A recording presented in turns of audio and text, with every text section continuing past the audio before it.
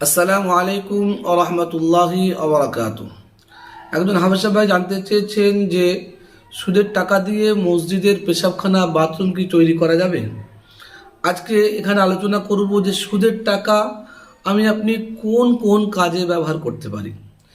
এই সুদের টাকা যে কোনো কাজে ব্যবহার করার আগে জানতে হবে যে সুদের টাকাটা আসলে কি টাকা বা এই টাকার কোন হিসাবে খরচ করতে হয়। উদাহরণস্বরূপ আপনি মনে করেন যে আপনি ব্যাংকে টাকা রেখেছেন 50,000 টাকা। 50,000 টাকা রেখেছেন, কিছুদিন পরে ব্যাংক মালিক আপনাকে 52,000 বা 55,000 টাকা দিল। আপনাকে 55,000 টাকা দিয়েছেন। এবারে আপনি ভেবে দেখুন যে আপনি 50,000 টাকার মালিক, এখন আপনাকে দেওয়া হচ্ছে 55,000 টাকা।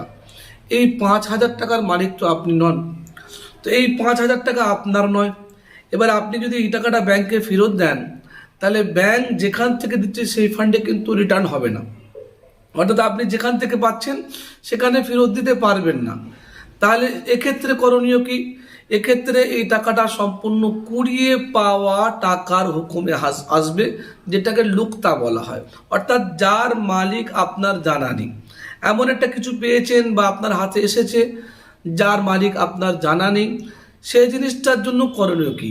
সেই জিনিসটার জন্য করণীয় হচ্ছে ঠিক এই পয়সাটা বা এই জিনিসটা জাকাতের যে সমস্ত মাসারিফ আছে, অর্থাৎ যে জায়গায় জাকাত ব্যবহার করা হয় সেই জায়গাতে এই জিনিসগুলো ব্যবহার করতে হবে।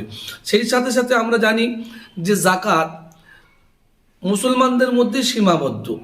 আপনি মুসলমানদের প্রয়োজনে জাকাতকে ব্যবহার করতে পারেন, কিন্তু এই কুড়িয়ে পাওয়া জিনিস বা এই আপনার ব্যাংকের সুদ, এই ব্যাংকের সুদ মুসলমানদের সাথে সাথে কোনো অমুসলিম ভাইয়ের প্রয়োজনে আপনি যদি সহযোগিতা করতে চান, এই সুদের টাকা দিয়ে আপনি সহযোগিতা করতে পারেন। এই সুদের টাকা দিয়ে আপনি মাদ্রাসার ছাত্রদেরও সাহায্য করতে পারেন, আপনার প্রতিবেশী গরিব আছে সেই গরিব মানুষকে সহযোগিতা করতে পারেন, বা যে কোনো গরিব মানুষের এই সুদের পয়সা দিয়ে সহযোগিতা করা যেতে পারে।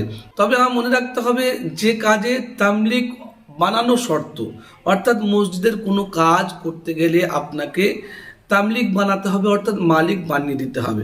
আর আপনি যেহেতু এই টাকাটার মালিক নন, তো আপনি এই টাকাটা আল্লাহকে কিভাবে দান করতে পারেন? ওই জন্য এই টাকাটা মসজিদে ব্যবহার করা যাবে না। মসজিদের বাইরে যে সমস্ত জাকাতের মাসারিফ আছে বা খরচের জায়গা আছে সেই জায়গায় এই টাকাটা ইউজ করা যেতে পারে, কোনো অসুবিধা নেই।